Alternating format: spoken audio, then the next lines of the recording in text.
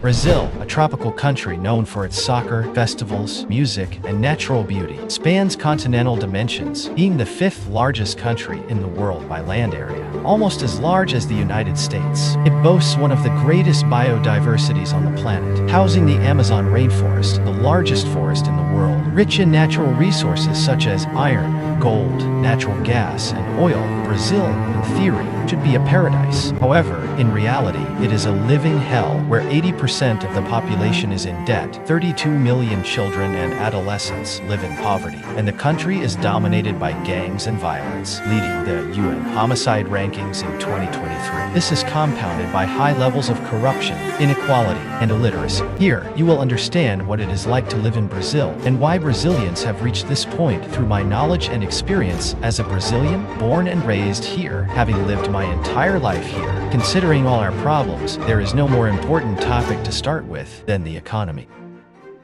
Brazil has been suffering from economic problems for a long time. If we look back to the beginning of its history, the moments when the economy was doing well are more the exception than the rule. To be honest, our current economic period is not even close to being the worst we've ever had. But even so, our situation is not good. Here, unlike in the United States where people are paid according to the hours worked, we receive a fixed salary at the beginning of the month. The minimum wage here is 1412 reais per month, which is equivalent to $232.45. This amounts to about $1 per hour worked, which makes our purchasing power much lower than in the United States, where the minimum wage is $7. And if that sounds bad to you, brace yourself because it gets worse. We are the country with the highest tax burden in the world. Here, we pay more taxes than they do in Switzerland, making everything absurdly expensive. Basic necessities like housing and food end up costing almost everything people earn. And even when there is some money left over, it becomes extremely difficult to achieve the things you desire. For example, if you want to buy a used car with high mileage, the cheapest you will find will cost around 15,000 reais, which is 10 times the minimum wage. A TV costs twice the minimum wage, a cell phone costs one minimum wage, and so most Brazilians end up having to pay in dozens of installments to buy things. This is quite strange for a country with as many riches as ours,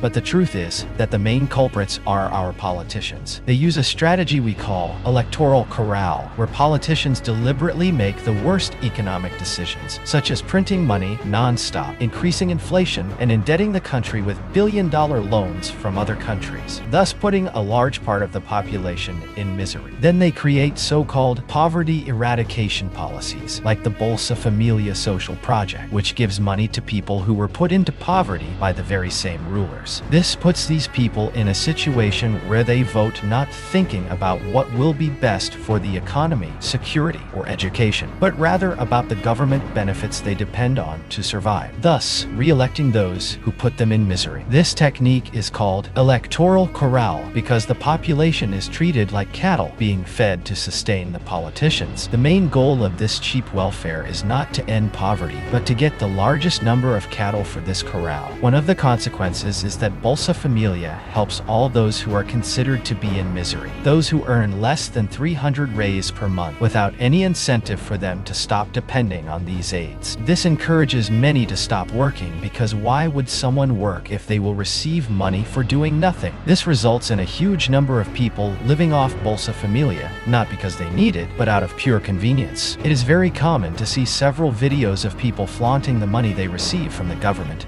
and mocking those who need to work to earn their living. The result is that in several states in Brazil, there are already more people living on social assistance than people working. And this is unsustainable because these people living off the government live on tax money paid by the minority who work. In other words, the majority is supported by the minority who work. And don't be fooled into thinking that this minority is made up of rich people, because 90% of the taxes are paid by the poorest. And as if our economic situation wasn't bad enough, the government negatively influences even our culture.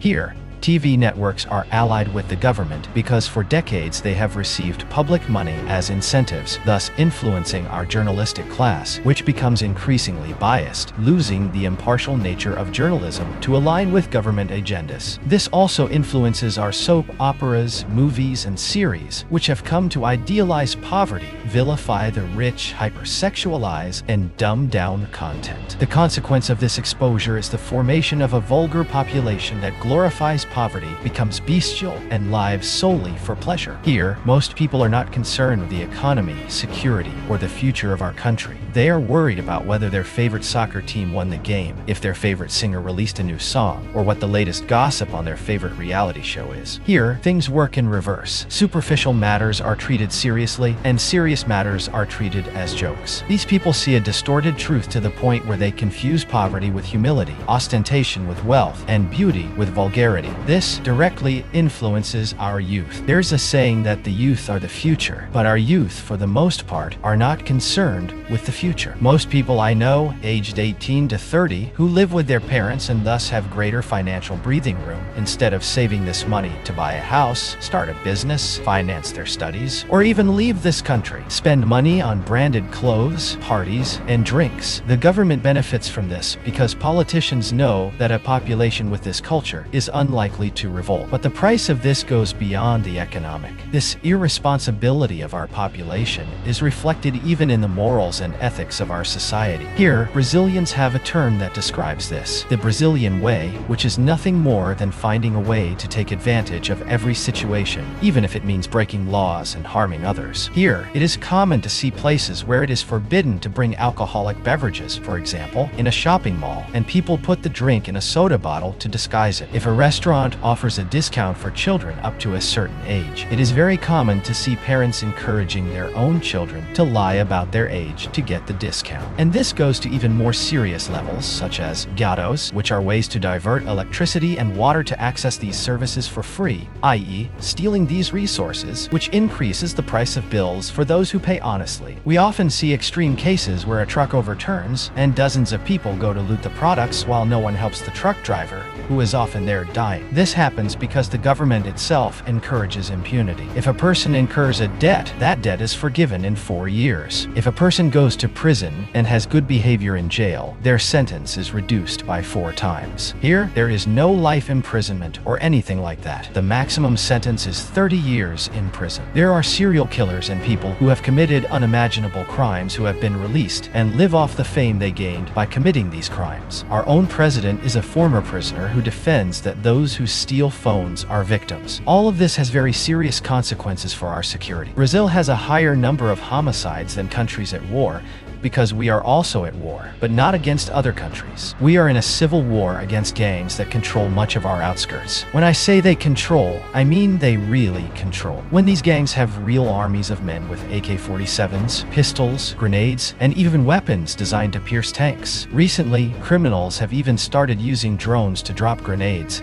similar to those you see in Ukraine. All of this is to take and defend territories from both the police and other gangs, resulting in many deaths. In these territories, there is no government. The criminals themselves create the laws and judge those who disobey them. These laws range from prohibiting theft and fighting in these areas to maintain good relations to curfews, tax collection, and even prohibiting businesses from opening during the funeral of a gang leader. Thus, our outskirts become an environment of oppression. But the problems are not limited to our outskirts. Violence extends everywhere. Here, you cannot be careless with your cell phone, wallet, or car. At any moment, you can be robbed or assaulted. You even have to be careful with the gestures you make, as any gesture can be mistaken for a gang sign, which could cost you your life. These crimes occur both day and night. Here, you are not safe even inside your home. Unlike in the USA, where houses have open yards, most houses here have high walls with broken glass and electric fences, because at any moment someone might try to invade your home to rob you. Here, it doesn't matter where you are. There is no safe place, not in shopping malls, schools, or hospitals. I've even seen robberies happen in front of police stations. Even in the case of artists, soccer players, or big businessmen, people who are very rich and can afford to live in gated communities with armed security, even they are not completely safe. There are cases of groups of criminals invading even these places. And the problems are not limited to what I mentioned earlier. I can cite even more issues, such as overcrowded public transportation systems, billion-dollar corruption scandals, and many others. In short, Brazil is chaos. us, and it is unlikely that we will be able to change this reality. However, you can protect yourself. You can protect your country from becoming a Brazil, a Cuba, or a Venezuela. To do this, you need to understand what led these countries to reach this point. It is important to understand that people have a natural tendency to act according to the incentives they receive. For example, if there are strict laws with severe punishments for a certain crime, people will tend to commit that crime less, and the same applies in reverse. If the laws are relaxed, people will tend to commit that crime more. An example of this was in California when thefts of up to $900 were turned into misdemeanors, reducing the penalty for this type of infraction. The consequence was that the number of thefts exploded. This tendency to follow incentives also applies to the economy. When a country creates social policies that give money to the poorest without encouraging them to get out of that situation, poverty increases, as seen here in Brazil. The opposite also applies, as seen in Argentina, where President Javier Milei eliminated these social projects and poverty decreased. If we want, we can expand this tendency to follow incentives to all areas of our society, because it is something that comes from human nature. And this is precisely where the Brazilian government and other third world countries go wrong. This is due to the strong influence of leftist ideas in these countries, which defend the illogical idea that criminals are victims of society and that to end crimes, it is necessary to rehabilitate them instead of punishing them. They believe the government should distribute wealth instead of encouraging people to generate wealth. These and other legal aberrations are strongly linked to the ideas of the modern left's founder, Jean-Jacques Rousseau, who argued that man is born good but society corrupts him, recognizing only the altruistic side of human nature and attributing the natural tendency of humans to be selfish to external factors. This failure to understand human nature results in laws that encourage people to be dishonest and unproductive, which plunges Brazilians, my people, into poverty and violence. I hope this serves as a warning about the dangers of these ideologies, because I do not wish what we are going through on anyone. So, if you made it this far, you probably liked the video. So subscribe to receive more videos like this, and leave your like, and I see you in the next video.